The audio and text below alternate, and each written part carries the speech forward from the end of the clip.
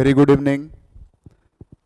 उम्मीद है आप लोग ठीक होंगे और रेगुलर स्टडी कर रहे होंगे आप लोग। और आज हाल फिलहाल का जो समय है उसमें ये चैप्टर काफ़ी इम्पोर्टेंट हो जाता है। चैप्टर का नाम ही है ह्यूमन हेल्थ एंड डिजीज़। तो और जो सिचुएशन भी है, हम सब कितने डरे हुए हैं, एक डिजीज़ ने तो हल्का मचा रखा है। तो चलिए हम लोग और डिजीज़ को भी जानेंगे, इस डिजीज़ को छोड़ देंगे, ये जानने लायक डिजीज़ नहीं है कोरोना कोविड-19। और जो आपके सिलेबस का डिजीज़ है हम सब उसको डिस्कस करते हैं। वेरी गुड इवनिंग सारे बच्चों। चलिए तो हम लोग स्टार्ट करते हैं। नेक्स्ट डिजीज़ बैक्टीरियल डिजीज़ पे हैं और मैनी बैक्टीरियल डिजीजेज हम लोग डिस्कस कर चुके हैं। कुछ बैक्टीरियल डिजीजेज को वेरी शॉर्टकट हम लोग फिर से डिस्कस कर लेते हैं, ठीक है। तो बैक्टीरियल डिजीज पे फिर से, और जो फर्स्ट डिजीज हम चूज कर रहे हैं वो है टिटैनस। टिटैनस को मैं डिस्कस करने वाला हूं आप लोगों के लिए, लेकिन ये ख्याल में रखते हुए कि टिटैनस को हम इस तरह से डिस्कस करेंगे कि बहुत ज़्यादा आपका टाइम वेस्ट ना हो और जो रिक्वायर्ड इंफॉर्मेशन है वो आपको मिल जाए, ठीक है। तो चलिए टिटैनस पे आते हैं हम लोग। पहले तो आप याद है कि इसका जो कॉमन नेम है लॉक जॉ डिजीज कहते हैं हम लोग। क्यों कहते हैं, चलिए इसको मैं एक बार इसकी जो पैथोफिजियोलॉजी है ना मैं एक्सप्लेन कर दे रहा हूँ, ठीक है। टिटैनस में आप देख रहे हैं कि कॉजल एजेंट कौन सा बैक्टीरिया है, आप ये नाम याद कर लीजिए, क्लॉस्ट्रीडियम टिटैनी जो बैक्टीरिया का नाम है, ये इस डिजीज का वो कॉजल एजेंट है। ये देख रहे हैं आप, अनदर पॉइंट जो लिखा है मैंने, रिलीज इक्सोटॉक्सिन। इक्सोटॉक्सिन का नाम देख रहे हैं ना आप, टिटैनोएस्पैज्मिन, ठीक है। तो मैं आपको इसका जरा मीनिंग एक्सप्लेन कर दूं। टिटैनो, चूंकि ये टिटैनस बैक्टीरिया के द्वारा रिलीज होता है ये टॉक्सिन, तो tetano stand for tetanus and spasm, another word spasm, आप जानते होंगे स्पैज्म का सेंस होता है सस्टेन्ड मसल कॉन्ट्रैक्शन।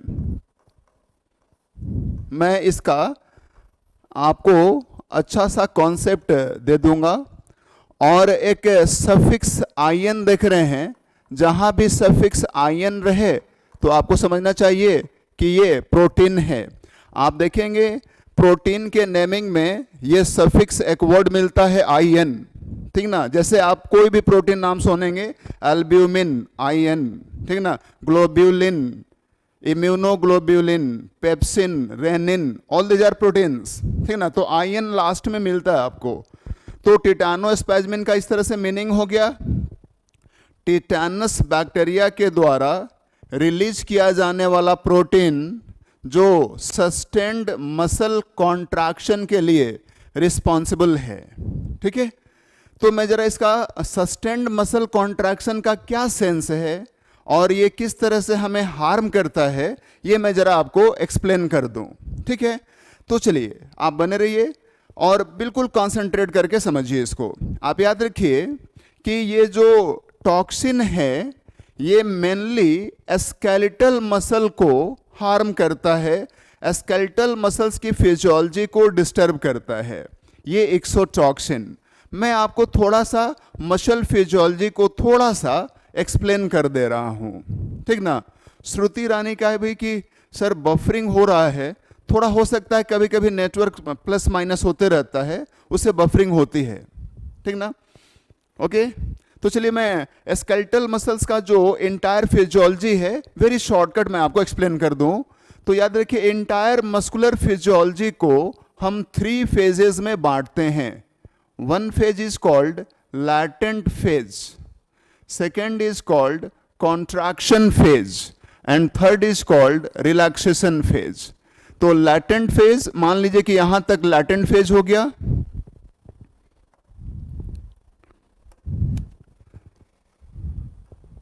मान लीजिए कि ये लैटेंट फेज, 3 फेज का मैंने, स्केलेटल मसल की जो इंटायर फिजियोलॉजी है उसमें 3 फेजेस हैं, latent phase and another is contraction phase and last is relaxation phase, ठीक ना। इंटायर मस्कुलर फिजियोलॉजी पूरा प्रोसेस 3 फेज में बटा हुआ है। लैटेंट फेज को हम प्रिपरेटरी फेज कहते हैं और लैटेंट फेज के बिगिनिंग में जो मोटर न्यूरॉन्स हैं वो मसल फाइबर्स को स्टिमुलेट करते हैं बाय रिलीजिंग एसिटाइल कोलिन। याद रखिए, ये neurotransmitter acetyl choline motor neurons के द्वारा रिलीज किया जाता है। ठीक है। मीनू कुमारी का वही है कि आपके क्लास में बोर्ड बहुत ब्लर आता है। अच्छा, आप ग्रुप में थोड़ा सा, ठीक ना, आपको जब मैसेज आएगा मीनू, ठीक ना, कोशिश कर रहे हैं, हमारे साथ जो असिस्ट कर रहे हैं वो कोशिश कर रहे हैं कि ब्लड ना हो। ठीक है।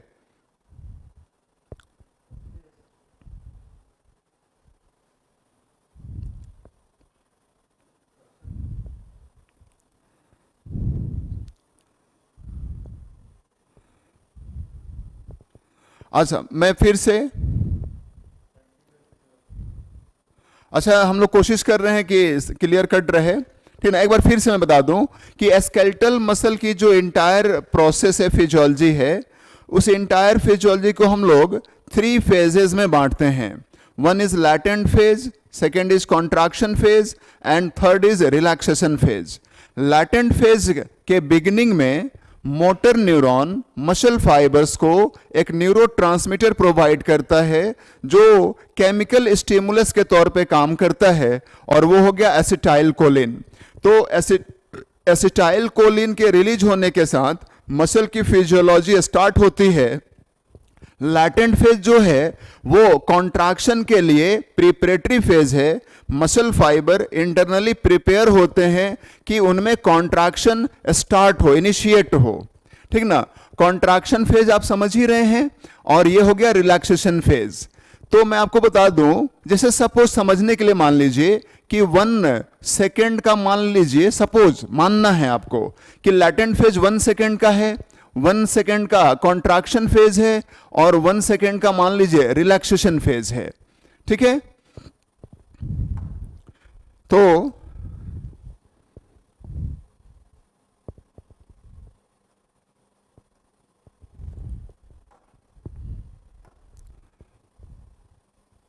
अरे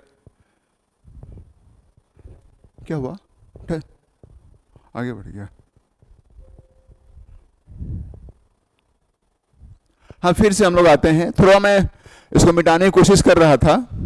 ठीक है। तो यहां पे देखिए फिर से, लैटेंट फेज सपोज मान लीजिए 1 सेकेंड का है, कॉन्ट्रैक्शन फेज 1 सेकेंड का है, रिलैक्सेशन फेज 1 सेकेंड का है, और एसिटाइल कोलिन कब रिलीज होता है?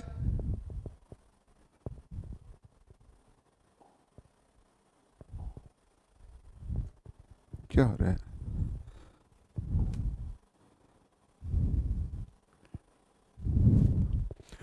बार बार थोड़ा सा डिस्टरबेंस आ रहा है। अच्छा शिवम, मैं आपका सजेशन, चूंकि मैं थोड़ा आगे बढ़ गया हूं तो इसे हम आगे डिस्कस करते हैं। तो एसिटाइल कोलिन आपको याद हो गया, मसल फिजियोलॉजी 3 पार्ट में बटा हुआ है, 3 स्टेप में है, latent phase, contraction phase, relaxation phase. और acetylcholine motor neurons provide करता है। कैसे हो जा रही है?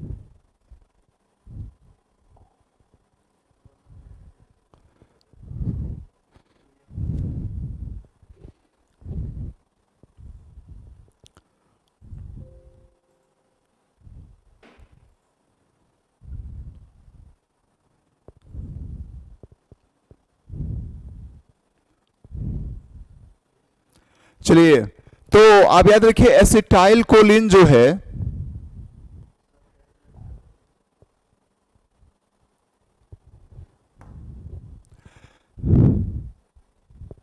तो एसिटाइल कोलिन जो है ये आप देखिए लैटेंट फेज के बिगिनिंग में रिलीज होता है। ठीक है, एसिटाइल कोलिन लैटेंट फेज के बिगिनिंग में रिलीज होगा, फिर लैटेंट फेज होगा 1 सेकेंड, कॉन्ट्रैक्शन फेज होगा 1 सेकेंड, रिलैक्सेशन फेज होगा 1 सेकेंड, और फिर से दोबारा एसिटाइल कोलिन रिलीज होगा। तो 2 बार एसिटाइल कोलिन के रिलीज होने के बीच में कितना गैप होगा, कितना इंटरवल पीरियड होगा? तो 3 सेकेंड, 1 सेकेंड लैटेंट फेज वाला, 1 सेकेंड कॉन्ट्रैक्शन फेज वाला, और 1 सेकेंड रिलैक्सेशन फेज वाला। क्योंकि एसिटाइल कोलिन लैटेंट फेज के इनिशियल बिगिनिंग में ही रिलीज होता है। फिर जब तीनों फेजेस कंप्लीट हो जाएंगे उसके बाद फिर से एसिटाइलकोलिन फिर से रिलीज होता है। ठीक है, यानी acetylcholine in given example 3 second के रेगुलर इंटरवल पे रिलीज होता है मसल फाइबर्स के लिए। मैं यहां पे आपको कंसंट्रेट करना चाहूंगा, ये जो टिटैनोस्पैज्मिन है जो टॉक्सिन बैक्टीरिया से रिलीज होता है, तो ये एक्सोटॉक्सिन है। आप जानते हैं एक्सोटॉक्सिन का नेचर होता है कि वो सेल में सिंथेसाइज होगा और इमीडिएटली रिलीज होगा, मतलब एक्सोटॉक्सिन्स मोर फ्रीक्वेंटली रिलीज होते रहते हैं, तो ये ध्यान रखना आपको। और टिटैनोस्पैज्मिन वही काम करता है जो एसिटाइलकोलिन काम करता है, यानी tetanospasmin mimics copy to copy activity of acetylcholine. ठीक है, तो टिटैनोस्पैज्मिन एसिटाइलकोलिन के जैसा काम करता है वही काम करता है। तो एक स्टिमुलेटरी एजेंट हो गया एसिटाइलकोलिन मसल्स के लिए। और बैक्टीरियल इन्फेक्शन जब होगा, टिटैनस नाम का बैक्टीरियल इन्फेक्शन होगा, तो टिटैनोस्पैज्मिन भी एक केमिकल स्टिमुलस इन्फेक्शन के वजह से मसल फाइबर्स को अवेलेबल होगा।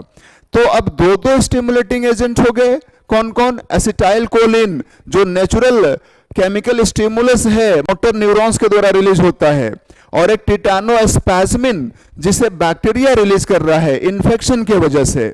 तो अब टिटैनोस्पैज्मिन जो है, ये सपोज मान लीजिए कि यहां पे टिटैनोस्पैज्मिन मसल फाइबर्स को स्टिमुलेट कर रहा है, यहां पे एसिटाइलकोलिन ने स्टिमुलेट किया, लैटेंट फेज शुरू हो गया, लैटेंट फेज के बाद कंट्राक्शन फेज आया, और मसल फाइबर रिलैक्सेशन फेज में जाते कॉन्ट्रैक्शन फेज के बाद, कि उससे पहले ही बैक्टीरिया ने टिटैनोस्पैज्मिन बॉडी में अवेलेबल कर दिया, और टिटैनोस्पैज्मिन इस पॉइंट पे मान लीजिए मसल फाइबर्स को स्टिमुलेट करेंगे, तो मसल फाइबर्स कॉन्ट्रैक्शन फेज से रिलैक्सेशन फेज में ना जाके वापस फिर लैटेंट फेज में ही आ जाएंगे।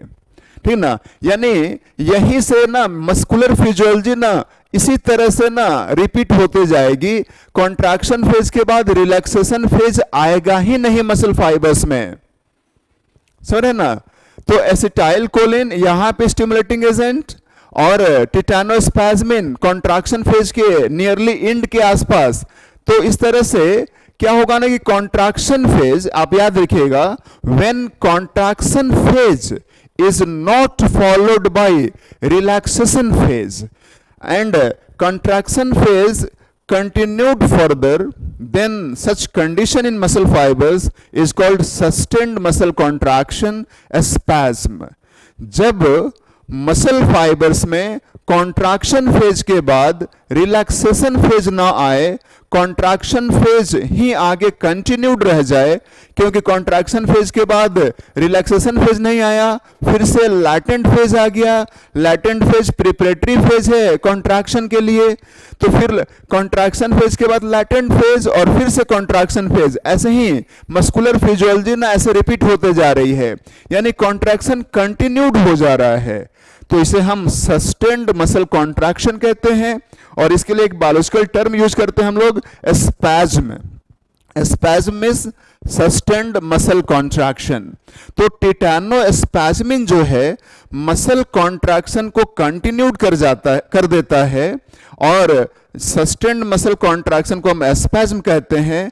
तो इस तरह के स्केलेटल मसल्स की फिजियोलॉजी डिस्टर्ब होती है इस बैक्टीरियल इन्फेक्शन में। जैसे मान लीजिए कि आपने माउथ को ओपन किया, बोलने या मास्टिकेशन के समय माउथ को ओपन किया, और उसके बाद माउथ को क्लोज करना है, तो आप में मसल्स में जो जॉ मसल्स हैं, जॉ मसल्स में कॉन्ट्रैक्शन होगा, और आपका जो ओपन माउथ है वो क्लोज हो जाएगा। मसल कॉन्ट्रैक्शन से आपका माउथ क्लोज हो गया। अब मान लीजिए आपका जो माउथ के क्लोजर के लिए रिस्पॉन्सिबल जॉ मसल है, मान लीजिए उसमें सस्टेन्ड मसल कॉन्ट्रैक्शन हो जाता है, कॉन्ट्रैक्शन फेज कंटिन्यूड रह जाता है, तो आपका माउथ क्लोज का क्लोज ही रह जाएगा, लंबे देर तक क्लोज रह जाएगा। आपकी इच्छा होगी कि आप माउथ ओपन करें, इसके बावजूद भी माउथ ओपन नहीं हो पाएगा। तो यदि मान लीजिए इस बैक्टीरियल इन्फेक्शन का जॉ मसल तक पहुंच होता है, जॉ मसल्स इन्फेक्टेड होते हैं, चूंकि वो भी स्केलेटल मसल्स हैं, वॉलंटरी मसल्स हैं, तो आपका जो माउथ है वो ओपन ही नहीं हो पाएगा due to continued sustained muscle contraction. Muscle contraction continued है, मसल फाइबर्स रिलैक्स ही नहीं हो रहे हैं कि आपका माउथ ओपन हो। ठीक है, तो इसीलिए हम लोगों ने इस डिजीज का नाम लॉक जॉ डिजीज रखा है। ठीक है, क्योंकि इसमें जो स्केलेटल मसल है, हमारा जॉ मसल, वो यूजुअली इन्फेक्टेड होता है और माउथ कंटिन्यूअसली क्लोज रहता है। हम अकॉर्डिंग टू विल माउथ को ओपन नहीं कर पाते हैं। ठीक है, अब टिटैनस से रिलीफ के लिए, टिटैनस को हम सब क्योर करने के लिए या टिटैनस से रिलीफ के लिए पेशेंट को हम एंटी टिटैनस सीरम देते हैं। आप हमेशा याद रखिए कि जब मान लीजिए नाम लिखा रहेगा एंटी सीरम या सीरम लिखा है, आप वहां पे सीधे तौर पे इसका इंट्रोडक्शन याद रखिए कि ये एंटीबॉडीज प्रिपरेशंस हैं, एंटीबॉडीज प्रिपरेशन है ये। ठीक ना, जहां भी लिखा रहे एंटी सीरम, आप याद रखें एंटीबॉडीज, रेडीमेड एंटीबॉडीज से बनाया हुआ प्रिपरेशन एंटी सीरम कहलाता है। और दूसरा एक चीज और याद रखिए, जैसे मान लीजिए वैक्सीन लिखा रहता है, वैक्सीन्स, तो ये याद रखिएगा कि ये एंटीजेनिक, एंटीजन प्रिपरेशन है। ये दोनों का इंट्रोडक्शन फिलहाल आप याद रखिए, एंटी सीरम एंटीबॉडीज प्रिपरेशन है, रेडीमेड एंटीबॉडीज आपके बॉडी में इंट्रोड्यूस किया जाता है, तो एंटीबॉडीज प्रिपरेशन को हम एंटी सीरम कहते हैं। और वही वैक्सीन जो होते हैं ना, वो एंटीजेन से बनाए जाते हैं, ये एंटीजेनिक प्रिपरेशंस हैं। मेरी बात समझ में आ रही है? ओके, तो यहां पे मैंने जो नाम लिखा है कि एंटी टिटैनस सीरम जो है, एंटीबॉडीज प्रिपरेशन है, ये यूज किया जाता है इस डिजीज में रिलीफ के लिए। क्योंकि ये रेडीमेड एंटीबॉडीज हैं, ये टॉक्सिन्स को न्यूट्रलाइज कर देते हैं, टॉक्सिन का इफेक्ट फर्दर कंटिन्यूड नहीं रहता, पेशेंट को रिलीफ होता है। तो याद रखिए एंटी टिटैनस सीरम जो इंजेक्ट किया जाता है वो एंटीबॉडीज प्रिपरेशन है। ये इंपॉर्टेंट इंफॉर्मेशन है आपके लिए। सारे बच्चों को समझ में आ रहा है ये? क्या आप टिटैनस को समझ पाए?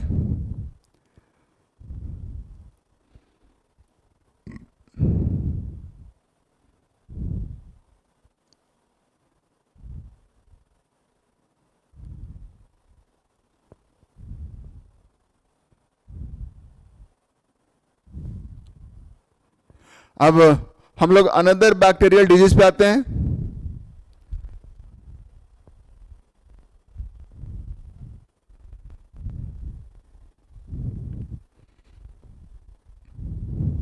तो हम लोग आगे कंटिन्यू करते हैं, अनदर बैक्टीरियल डिजीज पे आते हैं बच्चों। चलिए देखिए, अब आगे हम लोग ट्यूबरक्यूलोसिस पे, ट्यूबरक्यूलोसिस को हम शॉर्टकट टीबी कहते हैं, टीबी, ट्यूबरक्यूलोसिस। याद रखेंगे इस डिजीज का डिटेल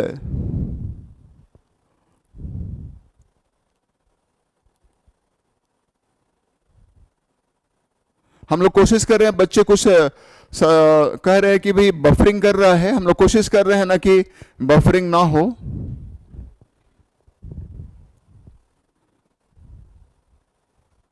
ठीक है ध्रुव, तो मैं आपकी बात मानता हूं, आगे हम लोग बढ़ते हैं। सारे बच्चे समझ गए। अब हम ट्यूबरक्यूलोसिस पे आते हैं। डिटेल दिया है कोच ने, तो इसीलिए उनके नाम पे हम लोगों ने इसका नाम कोच डिजीज भी रखा है। इसका कॉजल एजेंट कौन है? Mycobacterium tuberculosis.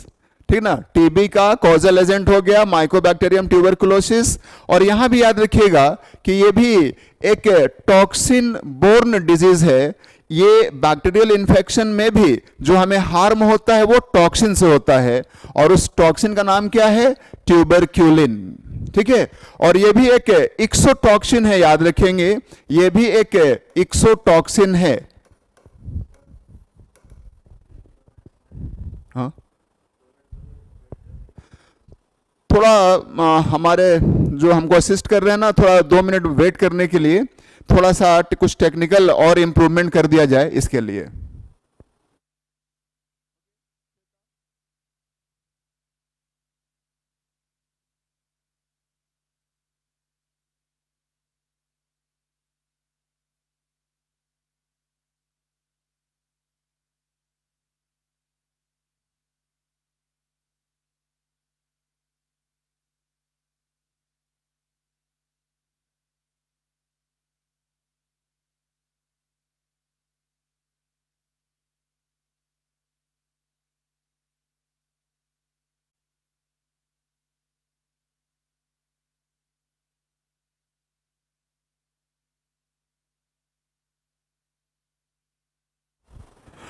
थोड़ा सा हम लोगों को समय मिला, थोड़ा सा समय लिया हम लोगों ने आपसे, थोड़ा बफरिंग ज़्यादा हो रहा था, अब थोड़ा उम्मीद करता हूँ कि ठीक ठाक चलेगा। ठीक है, ओके श्वेता, क्या अब ठीक है? सर्वोत्तम,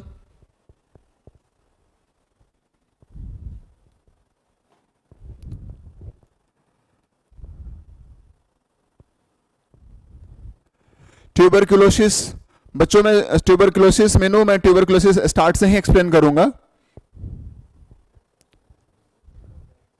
ओके ठीक है, तो चलिए ट्यूबरक्लोसिस पे हम लोग हैं।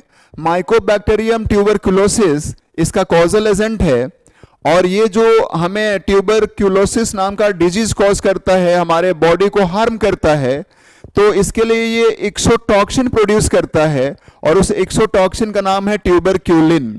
यानी ये भी एक टॉक्सिन के वजह से, बैक्टीरियल टॉक्सिन के वजह से होने वाला डिजीज है। ठीक है, और याद रखिए ट्यूबरक्यूलोसिस जो है, जनरली हम लोग सोचते हैं, फिर से बफरिंग हो रहा है, ठीक ना? तो वीडियोस ठीक चल रहा है, ठीक ना? हम सब जनरली सोचते हैं कि ट्यूबरक्यूलोसिस जो है वो सिर्फ लंग्स का इंफेक्शन है, लेकिन मैं आपको बता दूं टीबी में जो कॉजल एजेंट है बैक्टीरिया जो है, वो लंग्स को तो इन्फेक्ट करता ही है, साथ ही साथ बोन और ब्रेन को भी इन्फेक्ट कर सकता है। तो यदि लंग्स का इन्फेक्शन होगा इस बैक्टीरिया के द्वारा, तो हम उसको पल्मोनरी ट्यूबरक्यूलोसिस कहेंगे, उसको हम लोग लंग टीबी कहते हैं कॉमन लैंग्वेज में। बोन इन्फेक्टेड होगा तो उसको बोन टीबी कहेंगे, ब्रेन इन्फेक्टेड हो जाएगा तो उसको हम ब्रेन टीबी कहेंगे। ठीक है, अब याद रखिए हम लोग सिम्टम्स जानेंगे। पल्मोनरी ट्यूबरक्यूलोसिस जो है, जब हमारे लंग्स का इन्फेक्शन होता है इस डिजीज में, तो किस तरह के सिम्टम्स आएंगे। तो पेशेंट को फीवर तो एक कॉमन सिम्टम है, ऑलमोस्ट जितने भी इन्फेक्शियस डिजीजेज हैं उनमें फीवर होता ही होता है। मैं फीवर की भी फिजियोलॉजी बताऊंगा, फीवर क्यों हो जाता है, थोड़ा टॉपिक आगे आने दीजिए, इम्यून सिस्टम को आने दीजिए, तो मैं फीवर की फिजियोलॉजी एक्सप्लेन करूंगा आपसे। दूसरा सिम्टम क्या है भाई, लगातार पेशेंट को खांसी होती है, खांसी रुकता नहीं, लगातार खांसते रहता है। जब टीबी होता है, लंग्स इन्फेक्टेड होते हैं, तो लगातार खांसी आती है। और जब पेशेंट थूकता है ना, तो साथ में ब्लड आता है, थूक के साथ, स्प्यूटम के साथ ब्लड भी आता रहता है हमेशा, ठीक ना? तो आप सुनते होंगे ऐड वगैरह में भी आप देखते होंगे कि आपको लगातार 3 वीक तक लगातार आपको खांसी आ रही है, और साथ में आपका जो बलगम मुंह से जो थूक निकल रहा है उसमें ब्लड है, तो आपको टीबी का चेकअप कराना चाहिए। ठीक है, Sakshi sir what is gland TB? आप देखो जो बैक्टीरिया है ये काफी वाइड रेंज पे हमारे ऑर्गन्स को इन्फेक्ट करता है, और हमारे जो ग्लैंडुलर टिश्यूज हैं, एपिथेलियल टिश्यू से बने होते हैं ग्लैंड्स, और उनका भी इन्फेक्शन होता है। तो जब ग्लैंडुलर कॉलमनर एपिथेलियल टिश्यू जब हमारा इन्फेक्टेड होगा इस बैक्टीरिया से, तो हम उसका नाम ग्लैंड टीबी नाम रखते हैं। ठीक है साक्षी, और क्या सिम्टम है भाई? तो चेस्ट पेन होता है, काफी लगातार चेस्ट पेन पेशेंट को फील होता है, लगातार खांसते रहता है क्योंकि लंग्स का इन्फेक्शन है ये, और साथ में उसको भूख नहीं लगता, लॉस ऑफ एपेटाइट और वीकनेस हो जाती है। ये सब सिम्टम्स ध्यान रखने हैं आपको। और इसमें जो टीबी में जो वैक्सीन प्रिपेयर किया गया है, ठीक ना, तो मैं वैक्सीन में इसको डिटेल तो एक्सप्लेन करूंगा ही, फिलहाल आप नाम याद रखिए। वैक्सीन जो टीबी का है उसका नाम बीसीजी रखा हम लोगों ने, ठीक है। फुल फॉर्म है बैसिलस, और जस्ट मिनट,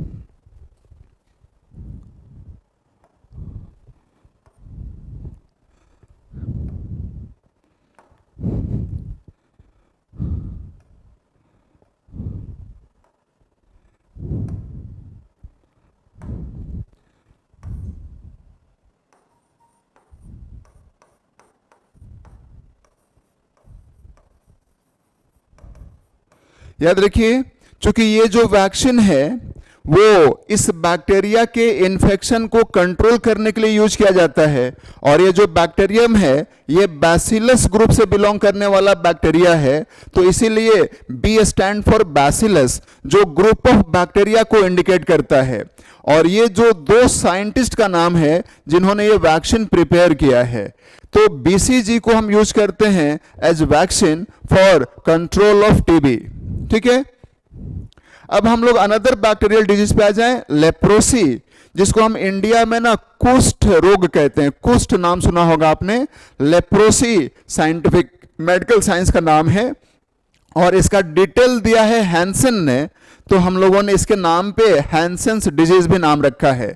लेप्रोसी जो है इसका कॉजल एजेंट आप नाम देख ही रहे हैं, माइकोबैक्टीरियम लेप्री। ठीक है ना, आप देख रहे हैं जीनस सेम है। ट्यूबरक्यूलोसिस का जो कॉजल बैक्टीरिया है और लेप्रोसी में जो कॉजल बैक्टीरिया है, आप नोटिस कीजिए दोनों का जेनेरिक नेम सेम है, दोनों का स्पीसीज अलग अलग है। ठीक ना, तो याद रखेंगे दोनों जो कॉजल एजेंट हैं बैक्टीरिया ट्यूबरक्यूलोसिस और लेप्रोसी में, वो काफी क्लोज रिलेटिव बैक्टीरिया हैं। ठीक ना, ये लेप्रोसी जो है ये सब क्यूटेनियस टिश्यू का इन्फेक्शन है, इन्फेक्शन ऑफ सब क्यूटेनियस टिश्यू। सब क्यूटेनियस टिश्यू का मतलब होता है कि जो टिश्यू आपके अंडर स्किन पाया जाए, स्किन के नीचे जो टिश्यू पाई जाती है उसको हम लोगों ने सब क्यूटेनियस टिश्यू नाम दिया है। तो याद रखिए आपके स्किन और मसल्स के बीच में एरियोलर टिश्यू है और एरियोलर टिश्यू को हम सब क्यूटेनियस टिश्यू भी नाम देते हैं। ठीक है, तो ये सब क्यूटेनियस टिश्यू या एरियोलर टिश्यू का ये हमारा इन्फेक्शन है और इसमें ठीक ना व्हाइट पैचेस स्किन पे उजले उजले धब्बे आने लगते हैं। सिम्टम्स के तौर पे याद रखिएगा, कुष्ठ में लेप्रोसी में स्किन पे व्हाइट पैचेस उजले उजले धब्बे आने लगते हैं और स्किन में जो न्यूरॉन्स हैं जिनसे सेंसेशन होता है, सेंसरी न्यूरॉन्स जो होते हैं या जो सेंसरी न्यूरॉन के नर्व एंडिंग्स होते हैं हमारे स्किन में, तो वो सब डैमेज होने लगते हैं। इसलिए जो स्किन का अफेक्टेड पार्ट है, स्किन का हिस्सा जो इन्फेक्टेड है, वहां से हमें सेंसेशन नहीं होता। ठीक ना, सेंसेशन का लॉस होने लगता है क्योंकि स्किन, अंडर स्किन या विद इन स्किन जो सेंसरी न्यूरॉन्स हैं या उनके जो नर्व एंडिंग्स हैं, बैक्टीरिया उनको डैमेज करता है। रिजल्टेंट स्किन से जहां पे इन्फेक्शन है वहां से सेंसेशन का धीरे धीरे लॉस होने लगता है। ठीक है, और इसके साथ ही साथ याद रखिए कि जो फिंगर्स हैं, टूज हैं, नेल्स जो हैं, आप याद रखिए फिंगर्स में, ठीक ना, उंगलियों में, पैर की उंगलियों में, हाथों की उंगलियों में डिफॉर्मिटीज आने लगते हैं और अंडर स्किन जो है बैक्टीरिया अपना नंबर बढ़ाता है। तो due to excess accumulation of bacteria under skin कहीं कहीं से गांठें निकलने लगती हैं, ट्यूमर्स, नोड्यूल जैसे ट्यूमर्स निकलने लगते हैं, स्किन से गांठें जहां तहां निकलने लगती हैं due to accumulation of bacteria under skin. ठीक ना, तो ये कुष्ठ लेप्रोसी में सिम्टम है नोड्यूल्स का अपीयर होना, गांठें निकलना स्किन से और फिंगर्स टोज में डिफॉर्मिटीज का आना। इवन इतनी डिफॉर्मिटीज आने लगती हैं कि नाखून वगैरह ना निकलने लगता है, गिरने लगता है, नाखून गिरने लगता है और स्किन का अपीयरेंस काफी गंदा हो जाता है। ठीक ना, तो इस तरह के आप ठीक ना सिम्टम्स याद रखेंगे और इसमें आप याद रखिए कि इन्फेक्शन कैसे ट्रांसमिशन हो जाता है, लेप्रोसी में मोड ऑफ ट्रांसमिशन क्या है। तो याद रखिए यदि आप पेशेंट के टच में आते हैं जो उनमें गांठें निकल आई हैं, नोड्यूल्स जो निकल आए हैं, उनके टच में आते हैं आप या उनके साथ आप खाना वगैरह शेयर करते हैं, ठीक ना, तो फूड शेयरिंग से या फिर पेशेंट के नोड्यूल्स के टच में आने, वाउंड्स के टच में आने से आपको लेप्रोसी का ट्रांसमिशन हो सकता है। तो मोड ऑफ ट्रांसमिशन पे आपको ध्यान रखना है, बहुत ज्यादा आपको लेप्रोसी पे फोकस नहीं करना, आप बस कॉजल एजेंट याद रखिए, किस टिश्यू का या बॉडी में किस पार्ट का ये इन्फेक्शन है और इसमें जो सिम्टम्स हैं वो क्या हैं, इसको ध्यान रखना है। ठीक है, अनुपम कुमार का क्वेश्चन है लेप्रोसी कम्युनिकेबल डिजीज है? बिल्कुल लेप्रोसी कम्युनिकेबल है, छुआछूत की बीमारी है ये। आप पेशेंट के टच में आएंगे, उसके साथ खाना पीना शेयर करेंगे तो ये आप में ट्रांसमिट होता है। ठीक है, और उसके जो गांठें निकल आई हैं, चूंकि वो बैक्टीरियल पॉपुलेशन है, ठीक ना, साथ में पस भी रहता है। तो आप यदि मान लीजिए उससे जो पस बाहर आ रहा है उसमें बैक्टीरिया है, आप उसके टच में आते हैं तो आप में भी ट्रांसमिशन होता है इस डिजीज का, ठीक ना। तो ये कम्युनिकेबल डिजीज है। ओके अनुपम, अब हम आगे अनदर टॉपिक पे आते हैं बच्चों, ठीक है। अब चलिए, अब हम सब वायरल डिजीज पे एंट्री कर रहे हैं, वायरल डिजीजेस जानेंगे हम लोग। Okay, ready for viral diseases? Are you ready?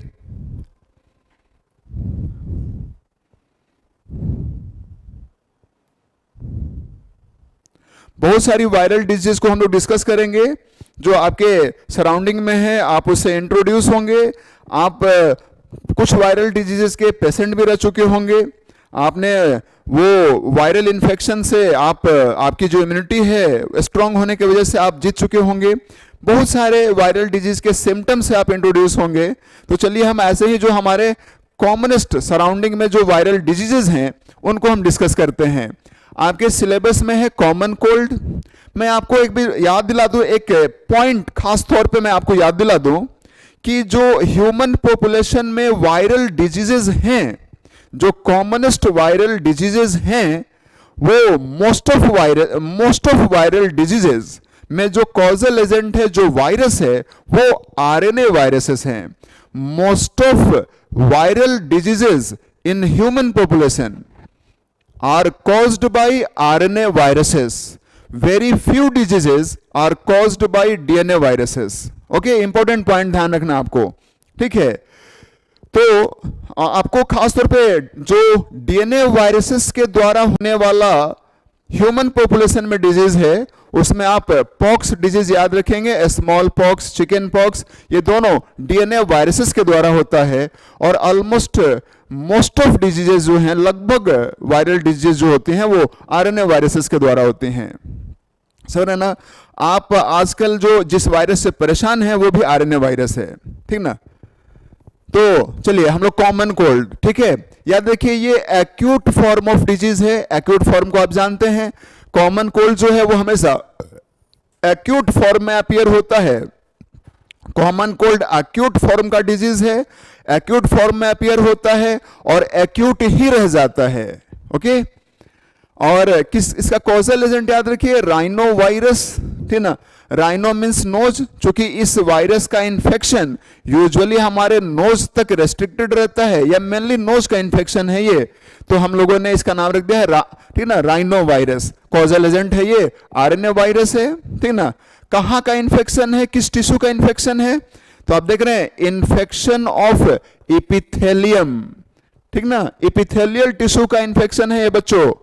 और अपर रेस्पिरेटरी ट्रैक्ट का इपिथेलियम इसमें इन्फेक्टेड होता है। मैंने आपको बताया था कि नॉस्ट्रिल से लेके लैरिंक्स तक जो रेस्पिरेटरी ट्रैक्ट का हिस्सा है उसे हम अपर रेस्पिरेटरी ट्रैक्ट कहते हैं। तो अपर रेस्पिरेटरी ट्रैक्ट के इपिथेलियल टिश्यू का इन्फेक्शन है यह वायरल इन्फेक्शन।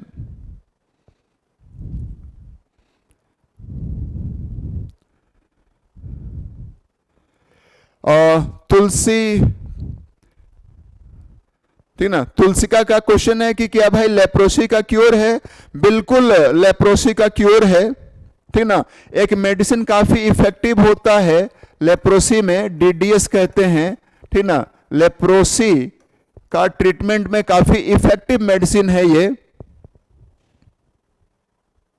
ठीक ना। डीडीएस एक टैबलेट है, मेडिसिन है, काफी इफेक्टिव होता है, ठीक ना। लेकिन आप इतना सारा एवरी डिजीज का ट्रीटमेंट ना पढ़ें। डिजीज का आपके सिलेबस में जितना इंपॉर्टेंस है, जितना सिग्निफिकेंस है, मैं उतना ही बैलेंस ही बताऊंगा आपको, ठीक ना। आप फिर वर्कलोड बहुत ज्यादा बढ़ जाएगा और एवरी डिजीज के एवरी टॉपिक को आप टच ना करें। जैसा डिमांड, जैसी रिक्वायरमेंट, उतना ही आपको, ठीक ना, तुलसी का उतना ही पढ़ना है, ठीक ना। और जहां पे आपको अच्छा कॉन्सेप्ट बनाना चाहिए, जहां पे आपको खूब ढेर सारा मैटर रिलेट करना चाहिए, वहां पे हम लोग ज्यादा टाइम देंगे और उसको बैलेंस स्टडी अच्छे से करेंगे, ठीक ना। तो एवरी डिजीज पे डिटेल नहीं जाना है ना। आप मेडिकल साइंस के बारे में सोच ही रहे हैं, आप नीट यूजी क्वालिफाई करेंगे, फिर तो जीवन भर डिजीज ही डिजीज पढ़ना आपको, है ना। क्या अनुपम, है ना ऐसा? तो आइए हम लोग, तो कॉमन कोल्ड में ठीक है ना, कहाँ का इन्फेक्शन हो गया याद हो गया आपको, ठीक है।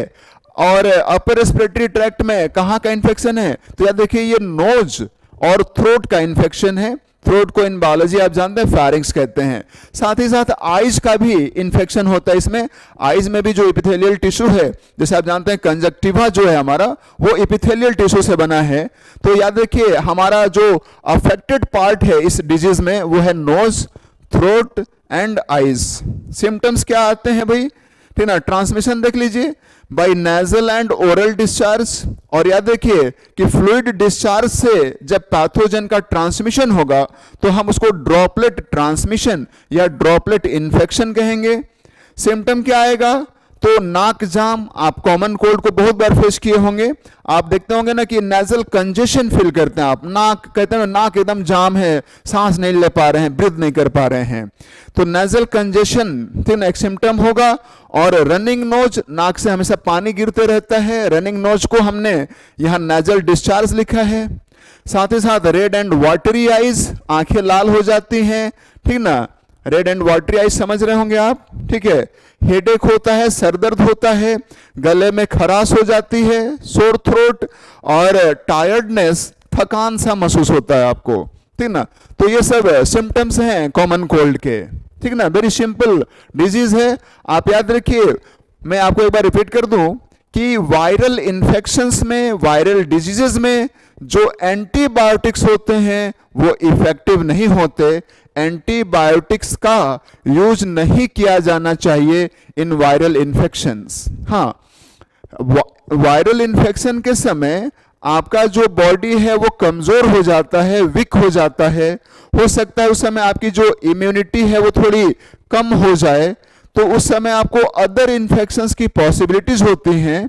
तो अदर इन्फेक्शन से फाइट करने के लिए, बैक्टीरियल इन्फेक्शंस, प्रोटोजोअल इन्फेक्शन से फाइट करने के लिए आपको डॉक्टर्स एंटीबायोटिक सजेस्ट कर सकते हैं वायरल इन्फेक्शंस में।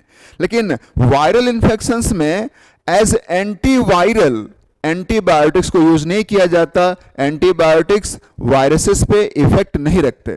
ओके, तो यहां पे ध्यान रखिएगा, कॉमन कोल्ड में आपको बहुत ज्यादा मेडिसिन लेने की और एंटीवायरल मेडिसिन लेने की जरूरत नहीं है, ठीक ना। ये 7 से 10 दिन में अपने आप आपका जो इम्यून सिस्टम है, लगभग एवरी पीपल का इम्यून सिस्टम इतना स्ट्रांग होता है कि 7 से 10 दिन में, एवरेज 1 वीक में इस वायरस को वो कंट्रोल कर लेता है। तो जो आपका मान लीजिए भी फीवर हो गया है कॉमन कोल्ड में, तो आप एंटीपायरेटिक्स ले लेते हैं कि फीवर डाउन हो जाए, ठीक ना। जैसे मान लीजिए आप हेडेक फील कर रहे हैं तो आप थोड़ा सा कोई मेडिसिन यूज कर लेते हैं कि हेडेक से रिलीफ हो। तो कॉमन कोल्ड में जो मेडिसिन ली जाती है वो आपके जो सिम्टम्स हैं उनको सबसाइड करने के लिए, उनसे रिलीफ पाने के लिए मेडिसिन यूज किया जाता है, न कि वायरस को मारने वाली मेडिसिन यूज की जाती है। कोई एंटीवायरल ड्रग की जरूरत नहीं पड़ती। ये आपका इम्यून सिस्टम इस राइनो वायरस को 7 से 10 डेज में कंट्रोल कर लेता है खुद से, ठीक ना। तो हम लोग आते हैं भी another slide, another viral disease पे। चलिए, इन्फ्लुएंजा, ठीक ना, फ्लू, ठीक ना, commonly known as flu, influenza इसका मेडिकल साइंस का नाम है। तो याद रखिए ये भी ना एक्यूट फॉर्म में डिजीज अपीयर होता है। जो इन्फ्लुएंजा है,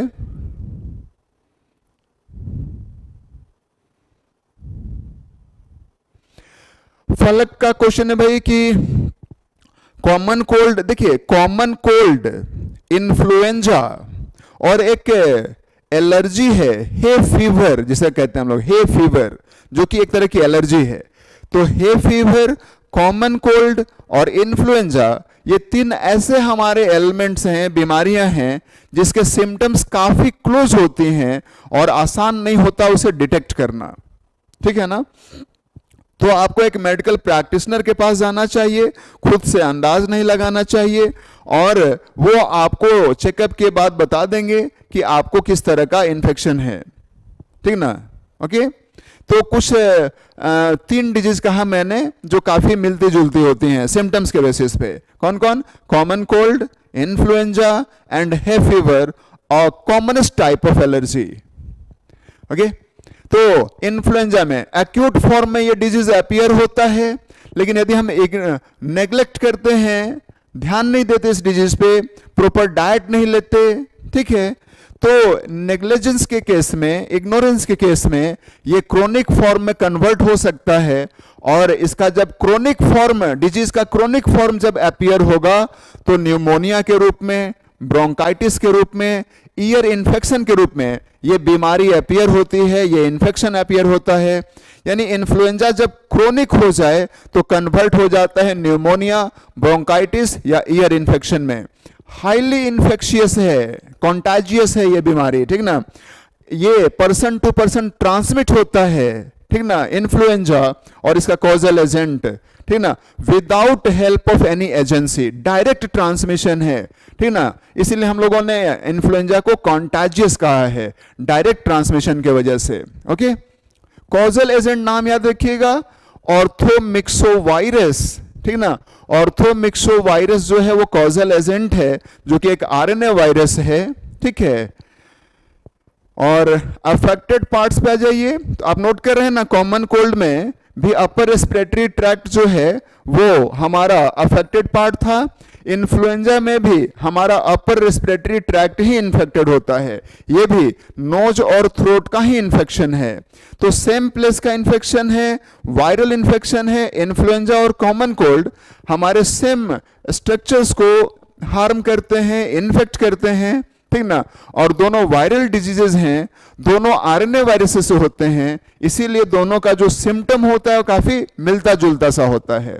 ओके, सिम्टम्स में आप नोटिस कर देखिए, ठीक ना, फीवर यहां भी है, हेडेक है, गले में खराश यहां भी लिखा हुआ है, ठीक ना, और आपको कोल्ड की फीलिंग होती है, लगता है ठंड जैसा लग रहा है। नोटिस किया होगा आपने, फ्लू जब होता है आपको तो आपको चिल जैसी फीलिंग आती है, आपको ठंड लगती है, और इसके साथ ही साथ आप बार बार छींकते रहते हैं, स्नीजिंग होते रहता है, छींक आते रहती है आपको और ठंड लगती है आपको, ठीक ना, और आपके शरीर में बॉडी एक होता है, ठीक ना, शरीर दर्द करता है, हल्का सा दर्द पूरे शरीर में रहता है आपको, ठीक ना, और आप रेस्टलेसनेस फील करते हैं, ठीक ना। तो ये सब सिम्टम्स हैं इन्फ्लुएंजा के, ठीक ना। स्वर्णदीप का क्वेश्चन है, सर न्यूमोनिया बैक्टीरियल डिजीज है बट इन्फ्लुएंजा से कैसे हो रहा है? देखिए बाबू, मैं आपको बता दूं कि न्यूमोनिया जो है वो बैक्टीरियल डिजीज तो है, लेकिन आपको मैं ये यहां पे कहना चाहूंगा कि न्यूमोनिया एक यहां पे रेस्ट्रिक्शन नहीं है कि बैक्टीरिया जब हमारे लंग्स का इंफेक्शन करेगा तभी हम न्यूमोनिया कहेंगे। याद रखिए, न्यूमोनिया टर्म जो है न्यूमोन से बना है, और न्यूमोन का मतलब लंग्स हैं, एल्वियोलाई है। तो याद रखिए, जब लंग्स के एल्वियोलाई का इन्फेक्शन किसी भी कॉजल एजेंट के द्वारा होगा और सेम टाइप का, ठीक ना, जैसे मान लीजिए बैक्टीरिया ने इन्फेक्शन किया, फंगस ने इन्फेक्ट किया एल्वियोलाई, लंग्स के एल्वियोलाई का इन्फेक्शन फंजाई करे, बैक्टीरिया करे, वायरस करे, यदि मान लीजिए सेम प्लेस पे ये सारे इन्फेक्शन कॉज करेंगे और सेम टाइप का सिम्टम आएगा, तो हम हर केस में इसे न्यूमोनिया ही कहेंगे। तो न्यूमोनिया बैक्टीरियल इन्फेक्शन के लिए टर्म नहीं है, न्यूमोनिया था, लेकिन चिकन पॉक्स में मैंने माइल्ड फीवर लिखा है, वीकनेस, लॉस ऑफ एपेटाइट, और ये देखिए यहां भी रैसेस निकलती हैं, लाल लाल दाने निकलते हैं, लेकिन यहां देखिए ठीक उल्टा है, appear first on trunk then on face. मैंने आपको बताया था कि स्मॉल पॉक्स में जो लाल लाल दाने निकलती हैं पहले फेस पे, उसके बाद बाकी शरीर पे, ट्रंक पे बाद में, लेकिन चिकन पॉक्स में उल्टा है, लाल लाल जो दाने निकलते हैं चिकन पॉक्स में वो पहले ट्रंक रीजन में बॉडी पे निकलते हैं, बाद में फेस पे, ठीक है ना। तो फेस और लिम्स पे बाद में, ठीक ना, रैशेस अपीयर होती हैं, पहले ट्रंक पे अपीयर होती हैं। आप कैसे आइडेंटिफाई कर पाएंगे? क्योंकि याद देखिए, चिकन पॉक्स में भी रैशेस अपीयर होती हैं, स्मॉल पॉक्स में भी रैशेस अपीयर होती हैं, ठीक है। कैसे आप समझ पाएंगे? तो याद देखिए, यदि रैशेस का अपीयरेंस फेस से शुरू होता है और बाद में ट्रंक पे रैशेस अपीयर होती हैं तो यह स्मॉल पॉक्स है, लेकिन यदि पहले ट्रंक पे रैशेस अपीयर होती हैं बाद में फेस पे आती हैं तो ये चिकन पॉक्स है, ठीक है। और यहां भी रैशेस जो हैं वो पस्ट्यूल्स में कन्वर्ट होते हैं और ये जो पस्ट्यूल्स हैं फाइनली एस्कैप फॉर्म करते हैं, ठीक ना, एस्कैप बनता है फाइनली, और यहाँ पे भी स्कार्स होती हैं, चिन्ह बनते हैं, लेकिन ये परमानेंट नहीं होते, ठीक ना, कुछ दिनों के बाद ये जो स्कार्स हैं ये डिसअपियर हो जाती हैं, ठीक ना। यहाँ पे मोड ऑफ ट्रांसमिशन देखिए, फोमाइट एंड ड्रॉपलेट ट्रांसमिशन आप समझ जाएंगे, नेजल ओरल डिस्चार्ज से जब ट्रांसमिशन होगा इसको हम ड्रॉपलेट ट्रांसमिशन कहेंगे, और कॉन्टामिनेटेड आर्टिकल से जब ट्रांसमिशन होगा तो इसको हम फोमाइट ट्रांसमिशन कहेंगे। चिकन पॉक्स में भी वैक्सीनेशन है, वैक्सीन चिकन पॉक्स का भी बन चुका है, ठीक है। और रितिका का जवाब देखिए, मैं आपको बता दूं कि आपके बॉडी में जब ये वायरस पहली बार अटैक करेगा तो इसको कंट्रोल करने के लिए, इस वायरस को कंट्रोल करने के लिए आपका इम्यून सिस्टम एंटीबॉडीज फॉर्म करता है, और चिकन पॉक्स वायरस के अगेंस्ट जो एंटीबॉडीज बनते हैं ये लॉन्ग लाइफ्ड एंटीबॉडीज होते हैं, ध्यान रखिएगा। इसीलिए जब आप में एक बार चिकन पॉक्स हो जाता है, इस वायरस का इन्फेक्शन जब एक बार हो जाता है तो दोबारा आपको चिकन पॉक्स होने की प्रोबेबिलिटी ना के बराबर होती है, ठीक ना। अब मान लीजिए एंटीबॉडीज आप में, आप जानते भाई एंटीबॉडीज जो है वो प्रोटीन से हैं, आप प्रोटीन नहीं खाते, हॉस्टल लाइफ जीते हैं, खाने को इग्नोर करते हैं, आप सफिशिएंट प्रोटीन नहीं खाते। मैं आपको बता दूं आपका प्रोटीन रिक्वायरमेंट है 1 ग्राम पर केजी वेट पर डे, ये आपकी प्रोटीन रिक्वायरमेंट है, ठीक ना। आपकी नॉर्मल फिजियोलॉजी के लिए आपको 1 ग्राम प्रोटीन पर केजी वेट पर डे खाना चाहिए। मान लीजिए आपका वेट 70 केजी है तो आपका 70 ग्राम प्रोटीन डिमांड है पर डे, ठीक ना।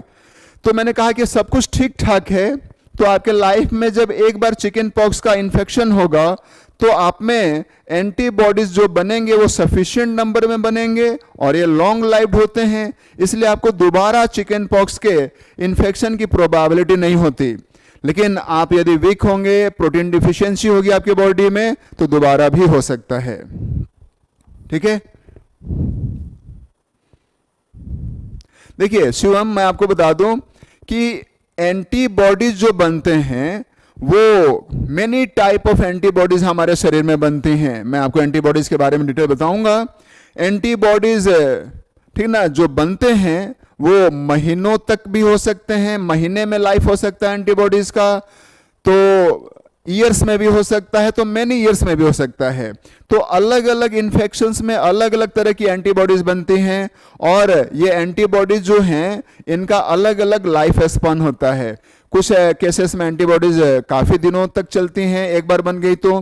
कुछ में आप नोटिस करते होंगे कि बच्चों को जो वैक्सीन दिया जाता है तो आप नोटिस करते होंगे कि उनको 6 महीने पे फर्स्ट डोज वैक्सीन लगा, फिर कुछ दिनों के बाद फिर सेकेंड डोज लगाया जाता है, फिर थर्ड डोज लगाया जाता है।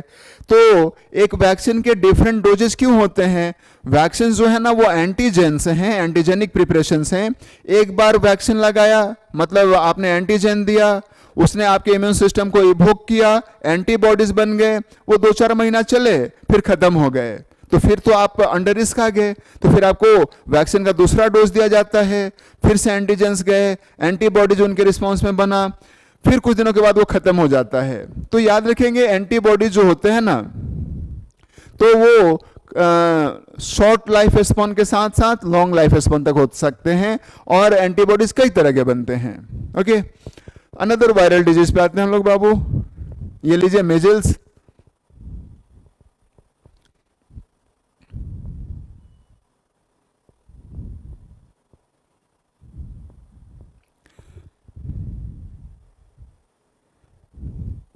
ओके, तो हम लोग आगे बढ़ते भाई मिजल्स पे आ गए।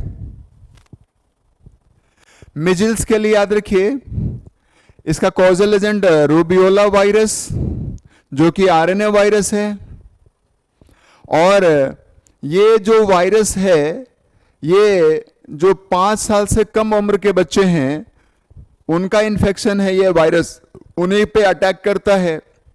मतलब ये वायरस जब आपकी इम्यूनिटी कमजोर हो तो ये वायरस के सर्वाइवल का चांस आपके बॉडी में ज़्यादा है, और इसीलिए ये विदिन 5 इयर्स जो 5 साल से कम उम्र के बच्चे हैं उनका ये इन्फेक्शन है कॉमनली। लेकिन मान लीजिए किसी भी एज में आप हैं तो इसका इन्फेक्शन हो सकता है। जब आपकी इम्यूनिटी कमजोर है तो आपको ये मेजिल्स का इन्फेक्शन कभी भी हो सकता है। लेकिन चूंकि usually under 5 years of age immunity कम होती है हमारी, तो इसीलिए मेजिल्स इस एज में होने का चांस ज्यादा होता है। हाईली इन्फेक्शियस है लिखा है मैंने।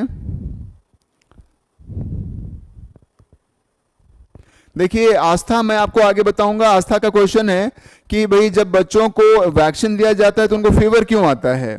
चूंकि मैं आपको बार बार कह रहा हूं ना कि वैक्सीन जो है ना वो एंटीजेंस हैं, और एंटीजेंस जो आते हैं हमारे बॉडी में तो उनके रिस्पॉन्स में जो फीवर की फिजियोलॉजी है ना वो भी हो जाती है। क्योंकि ये याद रखिए वैक्सीन जो होते हैं ना, वैक्सीन जो हैं वो पैथोजेंस को ही हार्मलेस बना करके, या फिर जो नॉन वायरुलेंट पैथोजेंस हैं या जो वायरुलेंट हैं उनको हार्मलेस बना करके यूज किया जाता है। तो वैक्सीन जो है वो एंटीजेनिक प्रिपरेशंस हैं और उन एंटीजेंस को हम पैथोजेन से ही प्रिपेयर करते हैं। तो यही आप कह लीजिए कि आप जब आपके बॉडी में पैथोजेंस आएंगे तो वो उतने ज्यादा वायरुलेंट नहीं रह गए हैं, हम लोगों ने उनके वायरुलेंस को मिनिमाइज कर दिया है, लेकिन वो एकदम 0% नहीं हो जाते, तो थोड़ा बहुत तो हार्म करेंगे हैं जब बॉडी में लिए जाएंगे। तो आप नोटिस कर रहे होंगे कि इधर जो वैक्सीन का ट्रायल चल रहा है तो उसमें देखा जा रहा है कि वैक्सीन के साइड इफेक्ट्स कैसे हैं। क्योंकि याद देखिए वैक्सीन जो होते हैं वो पैथोजेंस से ही बनाए जाते हैं, उनके एंटीजेंस जो केमिकल्स एंटीजेन के तौर पे, चूंकि अभी आपको उतना समझ में न आया, शायद मैं वैक्सीन के कॉन्सेप्ट दूंगा जब मैं आपको ना, तो बहुत बेहतर समझ में आएगा। फिलहाल आप याद रखिए कि जो वैक्सीन हैं वो पैथोजेन से ही बनाए जाते हैं, और उनके भी चूंकि वो फॉरेन केमिकल सब्सटेंसेस हैं, बाहर के हैं, शरीर में जब non self foreign chemical substances आएंगे तो उनका कुछ ना कुछ रिएक्शन बॉडी में होगा और उसी के तौर पे फीवर होता है हम लोगों को।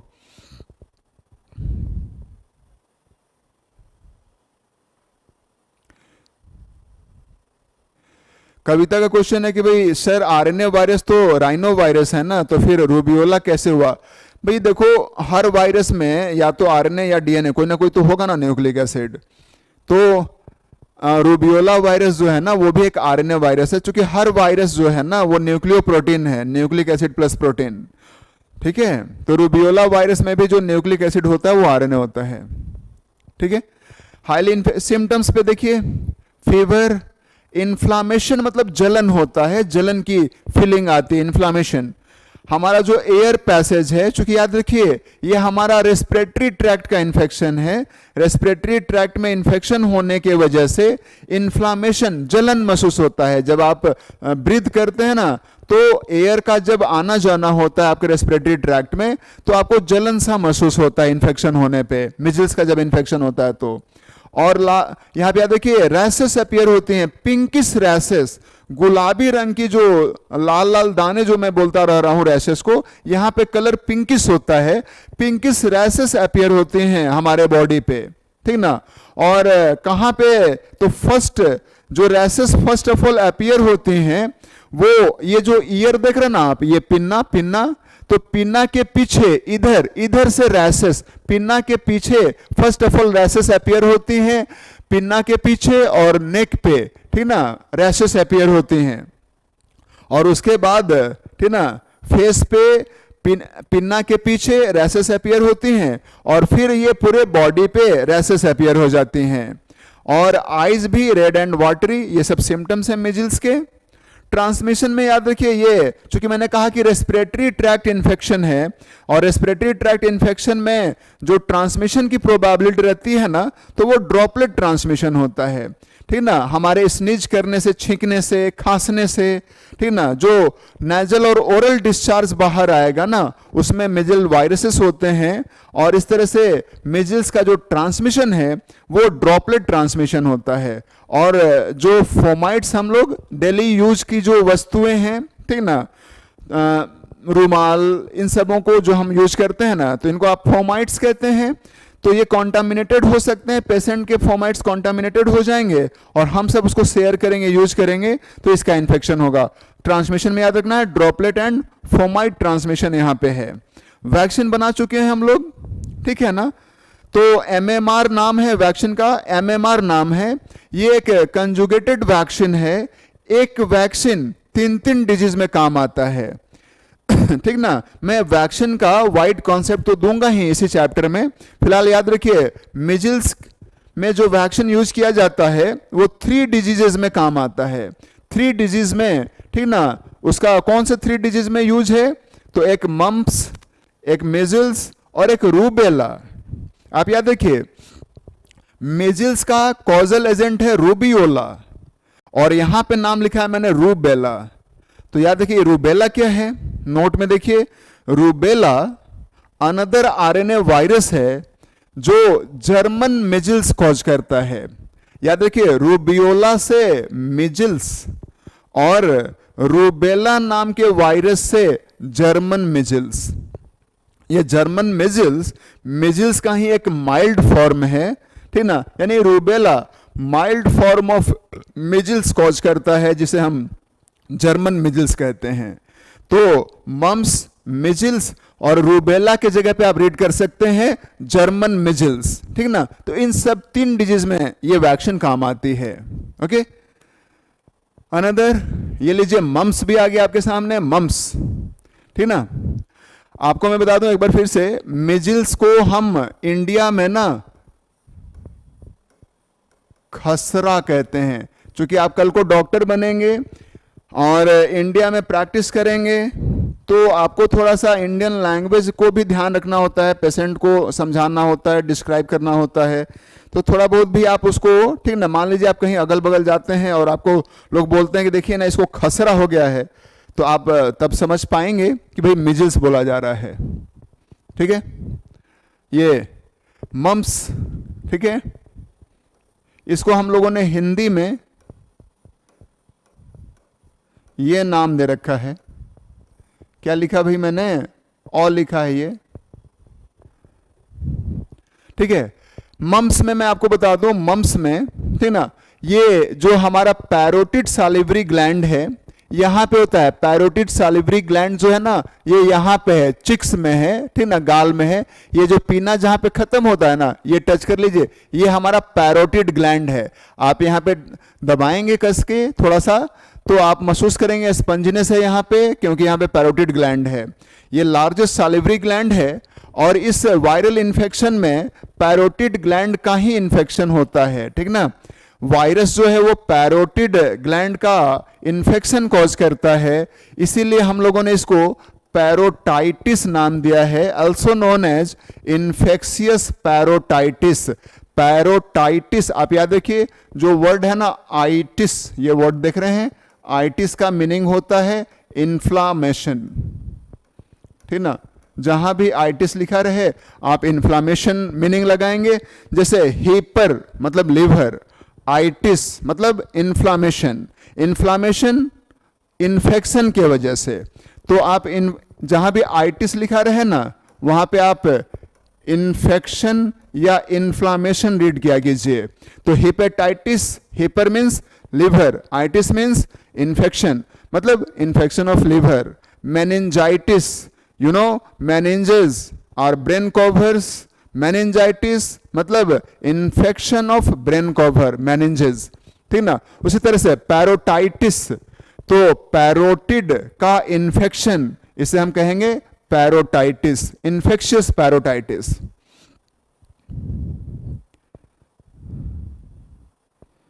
साक्षी का क्वेश्चन है रूबेला एंड रूबियोला, आपको स्पेल करना चाहिए था रूबेला एंड रूबियोला, आपने 2 बार रूबेला ही लिख दिया है। रूबेला एंड रूबियोला सेम, तो बिल्कुल याद रखेंगे सेम है, ये जीनस सेम नहीं है, ठीक ना, लेकिन काफी क्लोज जीनस है ये दोनों, ठीक है। अब याद रखिए, ये पारामिक्सो वायरस नाम के वायरस से होता है, ये भी आरएनए वायरस है। और याद रखिए, यदि पुअर इम्यूनिटी हो इंडिविजुअल की, पेशेंट की, या फिर पेशेंट इग्नोर करता है, इन्फेक्शन को इग्नोर कर रहा है, प्रॉपर डाइट नहीं ले रहा है, तो इस केस में टेस्टिस का भी इन्फेक्शन हो सकता है। और जब इस वायरस के द्वारा टेस्टिस का भी इन्फेक्शन हो जाए तो यहां पे याद रखिए टर्म ऑर्काइटिस, ऑर्किड जो वर्ड है ना, ऑर्किड, मीन्स होता है टेस्टिस, और जब टेस्टिस का इन्फेक्शन हो जाए तो हम इसे ऑर्काइटिस नाम देंगे। पैरोटिड ग्लैंड का इन्फेक्शन हो जाए तो पैरोटाइटिस नाम देंगे डिजीज को। सिम्टम्स फीवर है, और चूंकि मैंने कहा ये पैरोटिड ग्लैंड का इन्फेक्शन है, पैरोटिड ग्लैंड में पेनफुल स्वेलिंग आ जाती है, ये पूरा सूजन आ जाता है और दर्द करता है। इतना ज़्यादा दर्द करता है कि पानी पीने में भी पेन होता है पेशेंट को, ठीक ना। तो माउथ को ओपन करने में, मास्टिकेट करने में, कुछ निगलने में काफ़ी पेनफुल कंडीशन होता है उस समय, ठीक ना। तो fever, difficulty in opening of mouth, painful स्वॉलोविंग, कुछ भी निगलने में काफ़ी दर्द होता है। सोलन चिक्स, पूरा गाल में सूजन आ जाती है। गाल में सूजन हो जाने की वजह से ही हम लोग हिंदी में इसको गलसुआ कहते हैं डिजीज को, ठीक ना। ट्रांसमिशन बाई ओरल डिस्चार्ज, ठीक ना। पेशेंट के मुंह से जो थूक लार निकलते रहता है उसके टच में कोई आएगा तो मम्स का इन्फेक्शन होता है। ओके, ये लीजिए पोलियो। देखिए हर्षिता, क्वेश्चन है हर्षिता का, बहुत दिनों के बाद क्वेश्चन पूछा है हर्षिता ने, बहुत परेशान करते रही है मुझे क्लास में कभी कभी, है ना।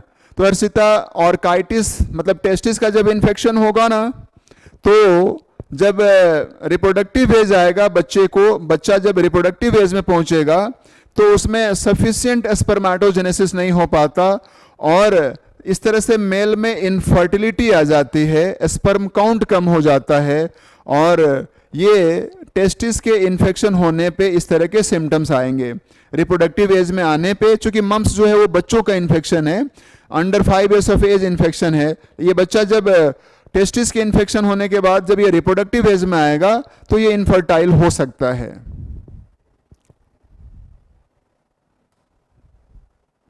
यस,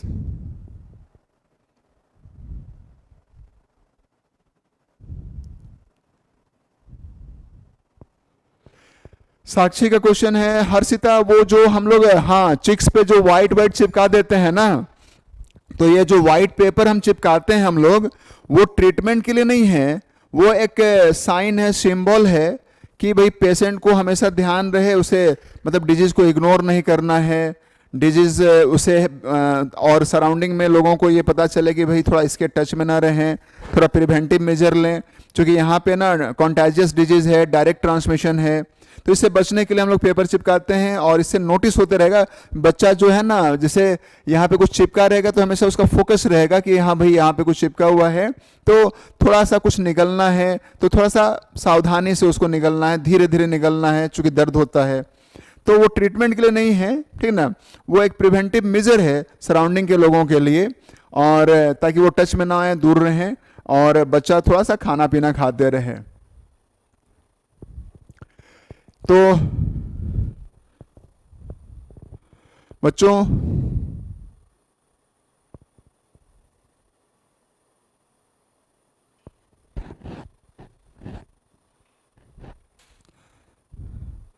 साक्षी का क्वेश्चन है भाई रोटा वायरस के द्वारा कौन सा, याद रखो रोटा वायरस जो है वो हमारे डाइजेस्टिव सिस्टम का इन्फेक्शन कॉज करता है, और डाइजेस्टिव सिस्टम का जब रोटा वायरस के द्वारा इन्फेक्शन होगा तो परसिस्टेड डायरिया, लगातार पेट खराब रहता है, बच्चे काफ़ी कमज़ोर हो जाते हैं, और उनका जो आगे चल करके फिजिकल ग्रोथ है ना वो रुक सकता है।